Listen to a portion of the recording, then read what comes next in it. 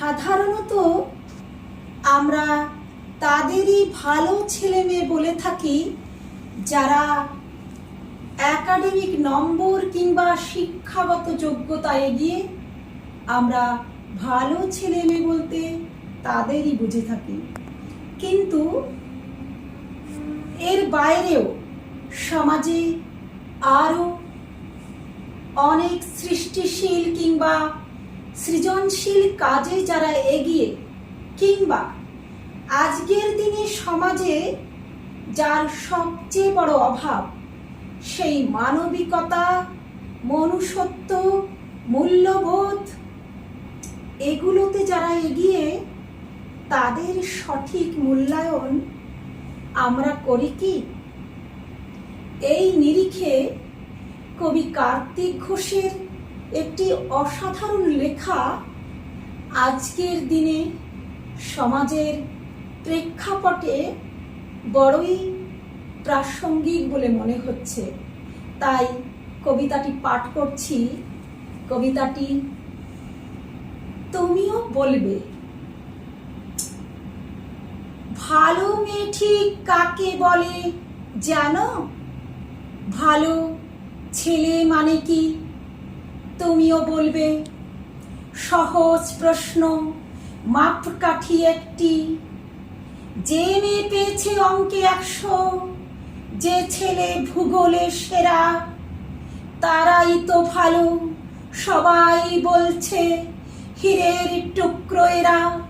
কাগজে ওদের ছবি ছাপা হয়, টিভিতে দেখায় মুখ। ওদের জন্য আমারও তো ভাই আনন্দে ভরে বুক।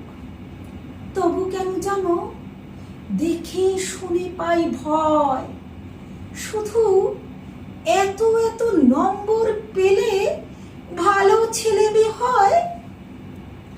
আচ্ছা ধরো না, যে মেয়ে পেয়েছে অঙ্কে অনেক কম, ওর গান শুনে মুগ্ধ সবাই, হাততালি হরদম।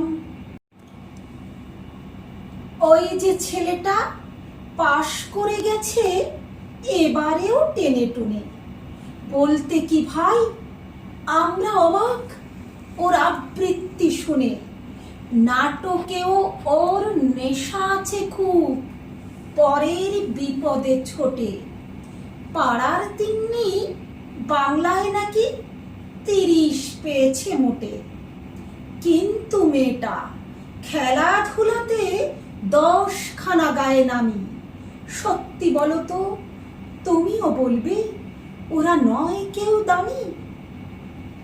চাই অনেক ইঞ্জিনিয়ার, চাই আরো ডাক্তার, পাশাপাশি চাই শিল্পী, খেলুড়ে, স্নেহময়ী সিস্টার। কম নম্বর পাওয়া ছেলেটাই কারিগর বলে আজ দেশটা গড়তে ওর হাতেও দেখো কত দরকারি কাজ। পরের দুঃখে কাতো জেনে মুখটা করেছে কালো। কম নম্বর পেয়েছে বলে কি বলবে না ওকে ভালো? অভাবের টানে কলেজে পড়েনি, ছোট দরমার বাড়ি, তবুও ছেলেটা বাবা মাকে দেখে, ভাড়াতে চালায় গাড়ি। তাই বলছি কি শুধু নম্বরে হয় নাকি মাপকাঠি? ভালো ছেলে মেয়ে বলতে কি ভাই মানুষ চাইছি খাঁটি।